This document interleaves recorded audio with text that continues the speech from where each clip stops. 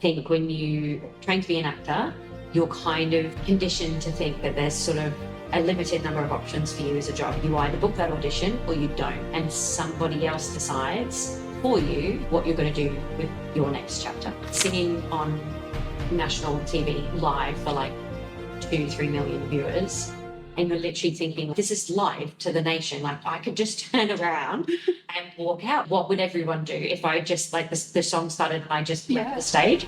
I was once a teenager that emigrated to the other side of the world, and I didn't have that in my psyche. I wasn't thinking, how dare I try this? I just thought, I do dare.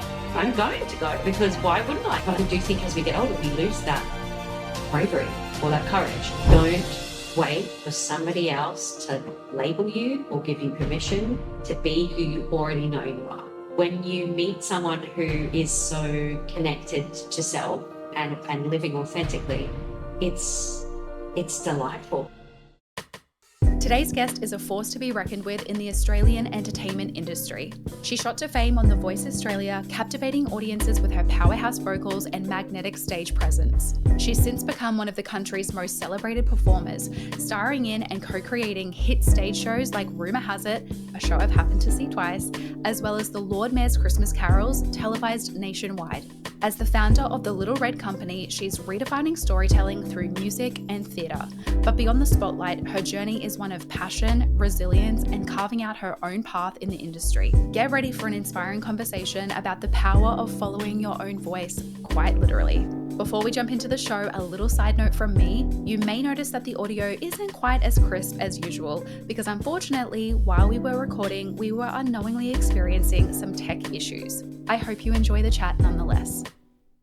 Naomi Price, welcome to Not So Status Quo. Thanks for having me. Thanks for coming in. You and I met over 10 years ago, we were saying, must have been over 10 years ago. And a lot's changed in that time, and you and I haven't seen each other for quite some years now. It's so lovely to be reunited with someone that I'm so fond of, but just haven't crossed paths with again for so many years. But you know what's funny? Months ago now, I would say maybe 6 months ago, you called me by accident. Did I? Yeah, and you were like, oh, Lauren, I was meant to call a different Lauren. And you were like, oh, it must have been for a reason. Unbeknownst to you, I already knew this podcast was going to be coming out months and months ago, because this has been in the works for like 14 months. And you were on my list back then. So I was like, this is great. She's still got my number. When I text her and ask her if she'll come and do it, she'll know who it is. She needs to come on. I know. So I had this moment of being like, we'll be talking again soon, hopefully. And here you are. I love that. Sometimes, the universe just deals up some amazing signs. I do believe in that stuff. I believe that you, like human beings, we're just looking for meaning at every turn. Yeah. And sometimes you do need those weird moments of confirmation where you go, okay, I'm going to do it. Yeah. I'm on the right path. This is a great idea. Yeah, absolutely. So I want to start by asking the question, if you could give your current life chapter a title, what would it be? That is a great question. I think if you'd asked me that last year, I probably would give it a different title than this year. I would say my current life chapter is embracing change. I think my work in creative industries, I think that we can get really tempted to kind of get sucked into routine, and because as human beings we crave routine and we love the stability of that. But I think when you work in a creative industry, it's really important to keep things fresh and to be constantly looking for new ways of doing things. How am I going to evolve as an artist, as a storyteller? And it does make you feel a bit uncomfortable. Change and transformation, it can be deeply destabilizing. But I would say last year I was feeling like really content, and this year I feel like it's time to embrace change. There's a little bit of turbulence, but it's okay. Yeah, absolutely. I think reflection is such an important part of life, especially when we are trying to create a life that we absolutely love, a life that we're trying to design and resemble who we truly are. And I think we need to start from the beginning. So tell me about young Naomi growing up in England. Did she have passions? Did she have dreams for her future self? Yes, young Naomi still is a Virgo. So very kind of attention to detail and quite focused. I was an avid reader. When I went to school, in my first week at school, I was already reading novels, and I didn't really understand about, like, you have to read like Jack and Jill went up the hill or whatever, the one syllable words. I didn't really understand that because I'd already been reading what I called chapter books. So yeah, I was an avid reader, amazing imagination, like I could play for hours by myself and make up stories, and kind of then that evolved into, like, probably age 7 or 8, like trying to turn storybooks into plays and then coerce my classmates into kind of being in a show. So I think on some level I was always destined to do the job that I'm doing. Yeah.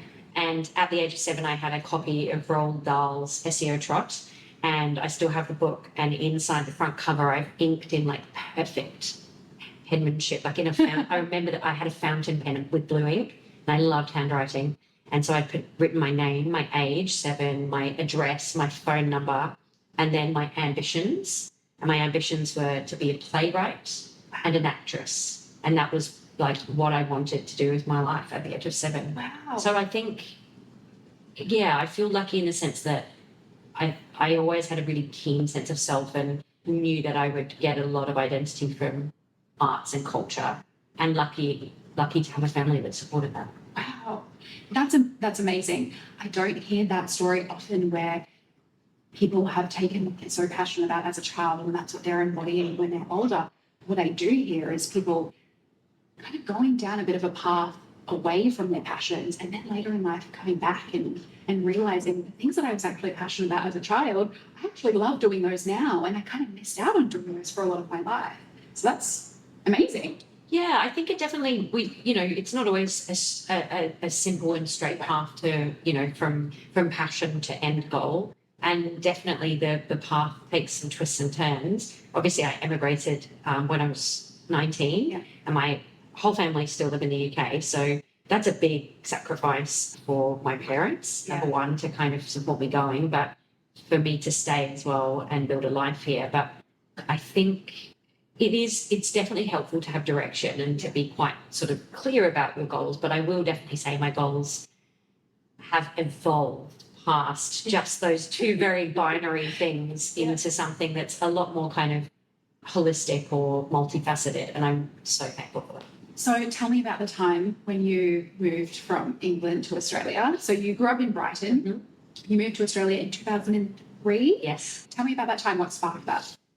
I got into drama school in London, and I was going to go to Royal Holloway, which looks like Hogwarts. It's this kind of amazing building. And the day that I went to my open day on board as a drama student, it was raining and grey and miserable, and everyone was kind of walking around with their hoods up and their shoulders kind of hunched over. And I just looked at everyone. I was like, oh my God, I think I'm going to be so miserable if I go here. It just seemed grim. And I'm sure it's a lovely place. I'm sure there's some really, really amazing drama students that have graduated from there. But for me, I was like, this is not for me. And kind of concurrently with that, we had some family friends that lived at the Sunshine Coast. And so they had been saying to us for years, oh, Naomi should move over here. She would love Australia. So I came and visited in October 2002, and I went and visited Queensland University of Technology. The sun was shining. It was a beautiful day. The weather was perfect. And I just looked around and was like, yeah, I want to do this. So, yeah, I've always been really attached to Brisbane and to living here. I've never gone back. I mean, like you said before, hard for your family though, but if it just feels so aligned to where you're meant to be, that's hard to debate, isn't it? Totally. I don't think you can deny those feelings. I could probably realise that I do listen to my instinct a lot, and I think they really do serve you well. You talk about like the heart, the mind and the gut, and I do think that my gut is very intuitive. And so, yeah, I couldn't deny the fact that Brisbane felt like the place I was supposed to be in. So far, so good, 20 years on. Wow. So when you were moving here, I can imagine that there might have been concerns or objections from the people around you. I'm an eldest child, and I think eldest children are, by their nature, very autonomous and independent. So it really wasn't a question of why would I not go. It was really kind of a question of like when. I knew I wanted to travel. I knew I wanted to see the world. And this felt like a really kind of natural next step for me. So I don't think you can really deny when someone's got that really definite moral compass. Like if you've got something and it's just driving you towards your goal, it's really difficult to kind of get in the way of that. Like I said, my family is so supportive, and I completely appreciate there's so many people, particularly in arts and culture, that don't have support from family, and it can be really detrimental to their journey. But yeah, thankfully my folks and my siblings have always been just cheering me on, and still do. You know, my mum's still reposting like, oh my God, every cast announcement, or like she'll find reviews and put them up on Facebook. And so I still feel that, that cheering me on even from across the world. And I think that's a massive part of it. I definitely wouldn't be here without them. Yeah. And I can imagine for them to see you being so happy, living out your dreams would just bring them just a sense of pride and happiness that would be unparalleled. Totally. I think as parents, that's what you're learning, right? That really, ultimately, you just want your child to be really happy and to live a life that's full and fulfilled. And I think I would find it very difficult if I was them and I had to let my child go to the other side of the world. At 19. Yeah, exactly. But yeah, you can't do it without that love of your family, I think, or it's much, much more challenging. Yeah, having a support network around you, especially people who will lift you up and hold you in a space so that you can thrive. It's a privilege, but it's not always the norm, unfortunately. I know for a lot of women who might be listening to this that they may not have people in their corner who are cheering them on. We grow up in societies and cultures that really do shape who we are and the life decisions and the timelines and everything that we're doing in our life. And sometimes that's really hard to break out of, especially if you don't have a supportive group of people around you, or even one person in the corner. So do you think there's anything in your life that you feel you've really stepped out of the mold, out of the box, against the status quo, and thought, you know what, I'm just going to do this anyway? Absolutely. I mean, many, many things come to mind, but I would think probably the most obvious for me is starting a business. I think when you train to be an actor, you're kind of conditioned to think that there's sort of a limited number of options for you as a job. You either book that audition or you don't, and somebody else decides for you what you're going to do with your next chapter. And I got really tired of that process very, very quickly. Because I was so used to taking my future into my own hands, I found the whole kind of waiting for someone else to approve of me playing a role really tiresome and frustrating. And I think it's kind of the opposite of what making art should be about. If you have a dream or you can imagine it, then you should be able to go after it. And I think auditioning for things it's just a very peculiar way to get work. And so I started a business in 2012 with my best friend, Adam Bruns. We started the Little Red Company together. And it was just kind of, I guess, a venture for me to kind of fill my time between contracts with, well, what would happen if we made our own work? And I'd never really thought of myself as a maker before then, because I had been really pursuing that very binary outcome of like, be an actor, successful audition, book a job, and continue that forever. And all of a sudden we were kind of veering off of that onto a new path, which was owning a business, making your own work, hiring a venue, writing a show, marketing a show. And I guess I'm really glad that we started it when I was so young, because I think it takes an awful lot of tenacity to kind of believe in yourself to that point where you actually do think, gosh, I think the world should have this. Like, I've got something to give everybody, and they need it. Whereas I think as you get older, you might get a little bit more kind of just reserved in that kind of blatant ambition. Yeah. But we were young and just thought, why the hell not? Let's have a crack. And it started in 2012. We're still running today, and I have staff and a team and an office, and like it's a real thing now. Not just something I was doing on my kitchen bench in between contracts. So it's a good reminder every day that you don't just have to keep following a prescribed formula, that you can actually take your future into your own hands and shape it yourself. I love that.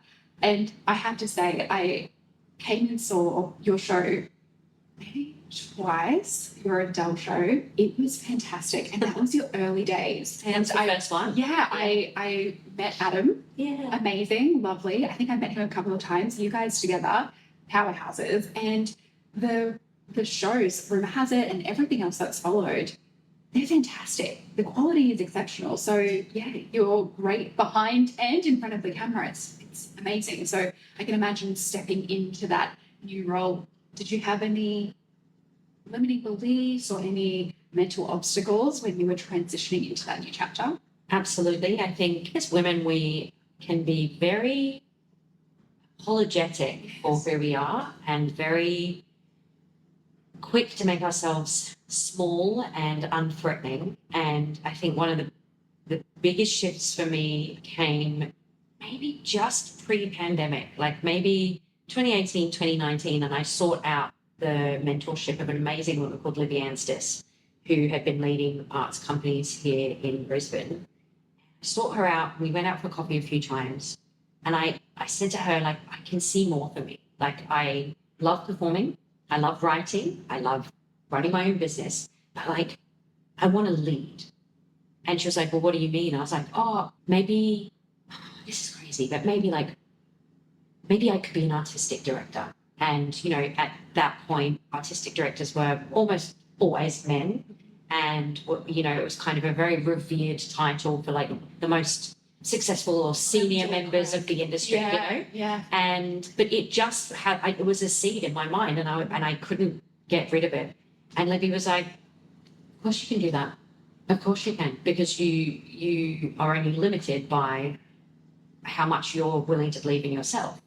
And we had so many amazing conversations around that. And I definitely feel like that was such a moment of shift for me in terms of letting go of feeling like there was a glass ceiling, like there was a lid on what I could feasibly dream about. Yeah. And I think, yeah, like I said, as women, I feel like, and as a female artist, you know, you're allowed to dream about being on stage, being the star, being the diva, being Kate Blanchett, you know, you can dream about those things. But when we talk about women making executive decisions, being an EP or an AD, owning a production house, running a network, oh no, that's a very different thing. So I think that was a really big part of me just kind of shedding those final layers of doubt and really kind of like stepping into the next chapter of potential. It's interesting when you talk about your mentor saying, you know, go for it, why not? It's almost like the permission slip that you didn't even realize you needed. And then comes a time where I can imagine that you then had to go away and reflect on that and be like, I now need to give myself that permission slip to step into that role and make mistakes and not get it right all the time and have incredible successes as well. Because sometimes I think as women, we do fear success, not just a fear of failure. I'm really interested to go back a few years from that. You went on The Voice Australia. Mm-hmm. It was 10 years ago this year, which blows my mind. It feels like, it does not feel like 10 years have gone by. Yeah. We met not long before you went on the show. That was very fun. We were just talking before we went on air that I was dressing you for one of the photo shoots that you did for it. And it was just such an iconic photo that I can imagine. And there was one where you were jumping and you were in this cool dress and you were in sneakers and it was just such a vibe. What did that experience being on The Voice, what did it teach you about yourself? Honestly, going on The Voice made me realize how strong I was. I think up to that point, particularly from a vocal perspective, I had been nervous about how early I sang, how long I sang for, what kind of music I sang.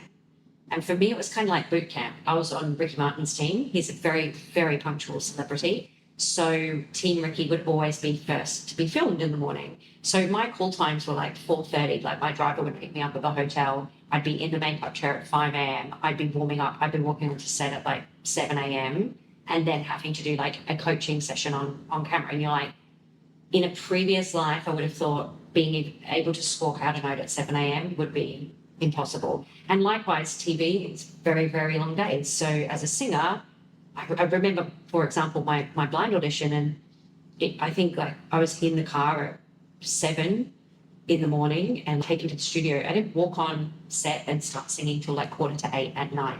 So there's this kind of like adrenaline running through your body, but also like the physical implication of keeping your voice warm, being hydrated but not too hydrated, being warm but not overly warm, this like weird just juggling act. And I got to know my body really well, I think, during that time, and really understood that actually if I just put the work in and I did the practice and I did the training, it would always come out. And not being afraid of like something bad happening. It was like boot camp. It really was. I was like singing on national TV live for like 2-3 million viewers. Hugh Jackman was in the audience the first time I ever sang on live TV. It was just so overwhelming. And there's all these reasons why, your body goes into fight or flight. Like you're being walked to your spot while your package is playing. And you're literally thinking, this is live to the nation. Like I could just turn around and walk out. What would everyone do if I just like the song started and I just left the stage? And you do kind of get very overwhelmed with that intrusive thoughts. Yeah. Just coming from nowhere. Totally. You're like, why am I thinking like that? Yeah. But it taught me like to really overcome that. My mental game, my physical game got so much stronger as a result, and really kind of trained me for the next 10 years of what was going to happen. My stamina improved. I think my hunger as well. I loved being around a show like that, like being around amazing producers, music team, the coaches, and seeing what's possible when an amazing group of people come together and work, singularly on an outcome together. It was really inspiring. I loved the scale of it. I loved the creativity of it. Yeah, I've got nothing but great memories from it. It was just such a valuable experience and really set me up for what was to come. Being on stage, even just the thought of me singing in front of anyone, but the thought of singing on stage, it's such a stomach churning, anxiety provoking thought. And I feel like a lot of people would feel the same. And it's probably because it's quite a vulnerable thing to be singing or performing. And I know enough to know that a lot of the time you do have to get vulnerable and you really have to feel into it. How do you navigate that vulnerability? That's a great question. I think you always keep a part of yourself for you. So up until I went on The Voice, I'd never really performed as myself. I'd only ever performed in character. And I always found that, like playing Adele, it was so much easier to say things and do things if I could put the mask of somebody else on and to be able to kind of almost blame the character. Like, oh, Naomi didn't say that. That was just Adele. That was not Naomi. So I always found the separation of self and character really useful, because then, going back to being an imaginative child, you are just putting yourself in someone else's shoes and imagining what it might be like to go through that scenario and then playing it out on stage. So that always felt quite safe to me because I knew it wasn't me. After I was on The Voice and being asked to like perform as myself, and I almost only perform as myself now, you learn there's like a different form that you put on. And I think it's really important to never lose those private things. They have to stay private. You've got to keep them for you. Otherwise you do end up probably exposing a bit too much, and you also can't really separate it from being a job either. And it is a job. Like performing it's a career. It doesn't have to be a reflection on you or your identity. And I think being able to separate those two things is so important, because when you invariably make a mistake, as we all do on stage because we're all imperfect, the other parts of me, because I don't think that you can hold everything back. I think you've got to be able to show something to an audience. No one ever likes getting negative feedback, whether it's warranted or not, whether it's in a kind of spirit of meanness or if it's handed to you really gently. It's hard to hear, regardless of the place that it's coming from. I think my friends have been really pivotal in kind of grounding me and having those people that you can really ask for the truth. And my friends have been amazing at helping me just shake things off that are not important and actually putting things into perspective. I also think you just cannot live your life constantly seeking the approval of others. You are not going to be everybody's cup of tea. I am certain that there are people that can't stand the sight of me, and I'm absolutely fine with that, because I don't think we're all destined to love everything about everybody in the world around us. You know, we're all such individuals, and the things that excite us or appall us are so specific to who you are. And when you think about your taste in music, for example, like you and I would probably have very different favorite artists, and that doesn't mean that one artist is bad and one artist is good. It just means we like different things. So really trying to separate people's opinion of you from who you are as a person, I think it's vital. You can't be everybody's friend. Everyone can't like you. It's an impossibility. Yeah. All you can do really is treat everyone with respect and without agenda, and just be open, honest, and authentic. And if people don't like that, there's nothing more you can do. That is such a powerful thing to say. And the reality is feeling so confident about ourselves to be able to say, okay, I hear the criticism, but I know me and I know my heart and I know where I'm going, is such a strength.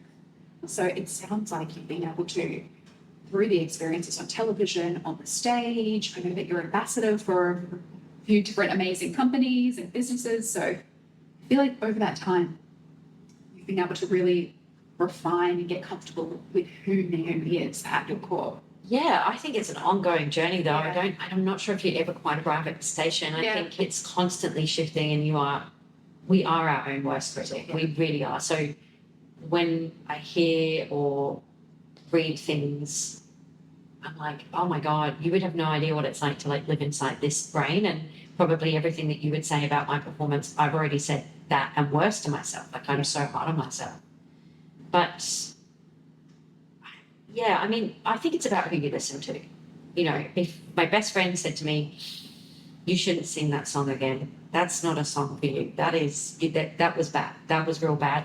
I would listen, because he sees a lot of shows. He knows me really well. He's got a great ear. I trust his opinion. But if someone else said that to me that I am like not connected to or don't really value what they would say, I would just kind of go, okay, and kind of move on. I think it just really depends on who you value and who you're asking for the opinion of.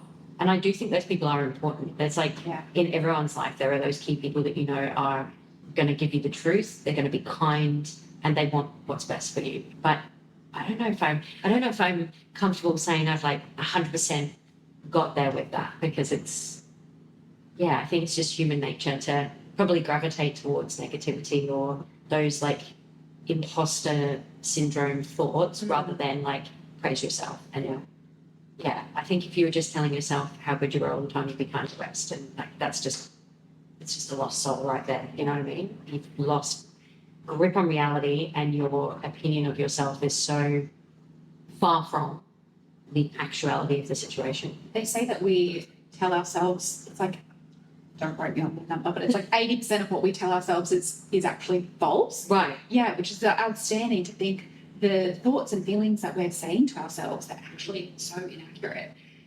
So could you tell me a bit about those limiting beliefs, that imposter syndrome, the mental barriers? I don't know, because I think probably what I think is the biggest barrier is probably not a real thing, but something that I often have to like tell myself off about is the how dare you attitude. Like this idea that you've got way too much audacity. Like how dare she? How dare she do that or do this? And I don't really think that's coming from anybody. It's probably coming from within, and I'm projecting it onto others. That's a really big one, I would say, is like, overcoming your own reluctance to be magnificent. And going back to what I was saying about how I think women just make ourselves so small and so humble, and, you know, I think humility is so important, but it shouldn't come at the detriment of truly believing who you can be. Stepping into your power Yeah. and living the life that's you're meant to be living. Yeah, absolutely. I think the how dare you thing is probably my biggest internal hurdle. But then that's just absolutely bizarre when you reflect back on like you know, I was once a teenager that emigrated to the other side of the world, and I didn't have that in my psyche. I wasn't thinking, how dare I try this? I just thought, I do dare. I'm going to go, because why wouldn't I? This is an amazing adventure. But I do think as we get older, we lose that bravery or that courage, or those voices come in and start whispering untruths to ourselves. I saw an amazing video from Oprah Winfrey's show, like from years ago, and she was working with this fellow who asked her to hold a string, and it was attached to like a metal disc, and just hold it between her fingers and then concentrate on it. Yeah, and as you're concentrating on it, he's like, you know, it's swinging back and forward. You're going to make it change direction, and it does. It stops and it goes back. Or you're going to make it go around in a circle. Now you're going to make it go back and forward. And the concept is that your brain is connected to every cell in your body, and the messages that you're giving your brain are feeding into your body and every cell in your body. And so it makes sense, right, that like when, as a singer, you tell yourself, I can't go for that note, or I can't do this song, your body can seize up or can, you know, and then you're like, oh, well, it came true, of course. And it's like, well, actually, we are so in charge of things going well or not going well just by the inner monologue that we're telling ourselves. I just found that such an amazing example of how powerful our minds are, and how important it is to tell those nagging thoughts to piss off, because they're not useful if we're wanting to kind of move forward. Are there any other techniques or strategies that you use or have used? Yes, of course, the saying "sleep on it," and that there's some amazing translations of that into other languages. I won't go into that, but it's very funny. But yes, the idea of sleep on it, like sleep, and the perspective that you get after resting is so powerful. The amount of times that like I've been wound up about something, and I've like come home and debrief with my partner about it, and I'm just coiled up like a tight spring, and then you have a sleep and you wake up the next day and you're like, it's actually not that bad. It's not a big deal. I think sleeping on things is just vital. Grounding as well, like, you know, there's a great exercise, you know, 5 things I can see, 4 things I can hear, 3 things I can touch, 2 things I can smell, 1 thing I can taste. And it's like, it brings you back into yourself when you're feeling like you're escalating or starting to panic. And that's a great one for performance anxiety, like, or any anxiety, just bringing yourself back into center. Sometimes you just need to have a couple of wines and just like dance around your kitchen and be a bit of a fool and burn off some of that negativity as well. Reminding yourself that actually, if you have a healthy body and a roof over your head and food in your fridge, you are like better off than 99% of the world. Like we get so kind of like caught in the pursuit of success and what does success look like, and I'm striving and I'm working and I'm trying so hard. But actually, when you just kind of zoom out for a second and look at how lucky you are to just be walking around in your body and in your life, and how beautiful the sunset is, or how cute your dog looks, just those really, really small moments that are so seemingly ordinary, they can become extraordinary. And I always find that helps to give you perspective as well. So how do you think your view of success has changed over the years? I think it's really shifted from being very black and white outcomes. You either get that role or you don't. You can either sing that song or you can't, into something that's far more grey. And I've always really valued being a good person. So I wouldn't say that, like, you know, now as I get older, I'm finally going, it's so much better to be a good person. But I always say to our young students, you know, you can be the best dancer in the world, the best singer in the world, the best actor in the world. But if you're not a good person, none of that matters, because there's like plenty of really good performers out there. But actually who you are at your core, that's the most important part of you. So I would definitely say I think success is living a truly authentic life on all levels, personal, professional. Think of all the people that you have met in your life, so many interesting people in your line of work, and the varied sort of family backgrounds they have, or incredible jobs. When you meet someone who is so connected to self and living authentically, it's delightful. I've been following this amazing family on Instagram. The dad's name is Josh Neal, and they live out on country, and they're he like does shift work. I think he must work in like the mines or something. He's always like doing night shifts. But the family, his partner and his little girl who's just started school, I know exactly what they you're talking look after about. wildlife. And the little and they- kangaroo and Yes. wombat thing. Yeah, and they rescue like Yeah. wildlife. And I Yeah. just watching that brings me so much joy Yes. because you're seeing this person live an authentic existence. They see a need, they want to care, they are in a position to provide care, and they're just doing it Yeah. and then sharing it with other people for, cute wombat videos. Yeah. But I just love seeing people from all kind of backgrounds Yes. just so in love with what they do or who they are or the life that they're living. It's either there or it's not. You can't fabricate it. I want to switch gears a little bit now. Mhm. Something that you said earlier about being a woman stepping into the EP role, more behind the scenes kind of work. You've been recognised. You won an award. So the Live Creative Production Award, the Australian Women in Music Awards 2003. Congratulations. Thank you. Tell me about what that award meant to you. Yeah, I think it's probably one of my proudest moments. I was so annoyed because I couldn't go and accept it. And I'm a huge Vanessa Amorossi fan, and she performed at the Australian Women in Music Awards on that night. And I didn't think I would win. I think was kind of my first thought when I found out that I had been nominated. I was like, I won't win that. I'm a performer first and foremost. Like, who's going to kind of agree that I would be the best sort of producer or person behind the scenes? And then I was performing that night in a show with Queensland Ballet, so I couldn't go, and I had to send like a video in. And when I found out I won, I was like, I think this is one of my proudest moments. I was so thrilled that, number one, that there's like awards out there that acknowledge the remarkable efforts of women and what women are doing in the music industry. It's phenomenal. But number two, that there was awards out there for the work you do that's unseen. And I think I'm kind of lucky in the sense that I've had lots of rounds of applause in my life as a performer, but I also I spend so much time off stage, and there's no one there coming into my office giving me a round of applause for sending an amazing email or taking a phone call from an artist or like making an ethical decision for my business or whatever. You don't get that same endorphin hit when you're not on stage, and you certainly never get it when you're not a performer. So I felt really amazing winning that award because I've done so many hundreds of hours of unpaid labour behind the scenes, and I have only waged myself since the pandemic. So I've only been working full time for my own company for 5 years.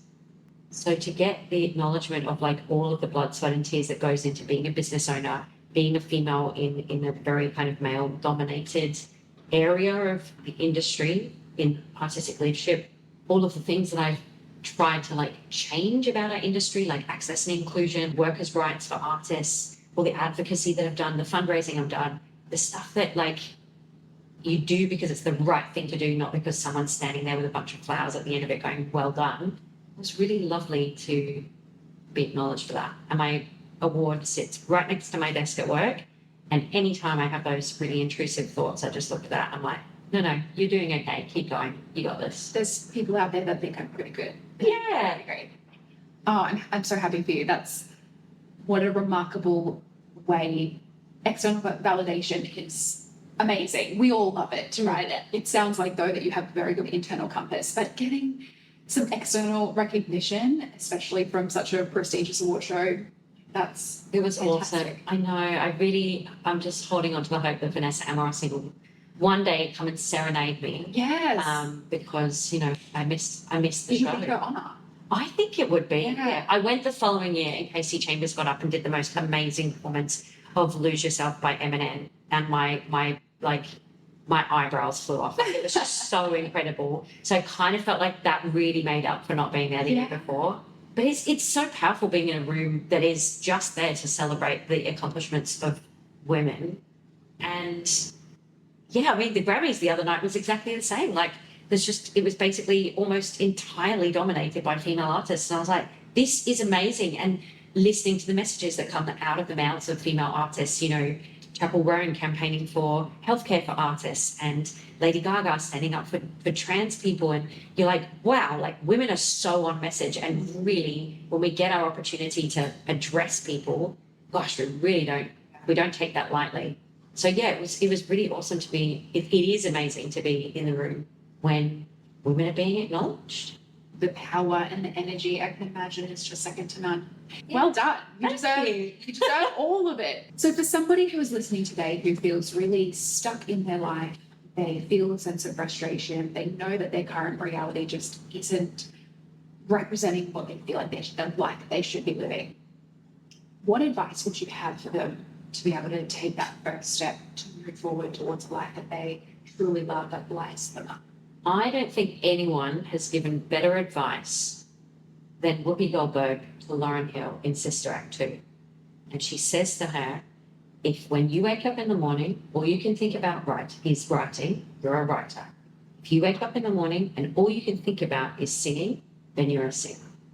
Don't wait for somebody else to label you or give you permission to be who you already know you are.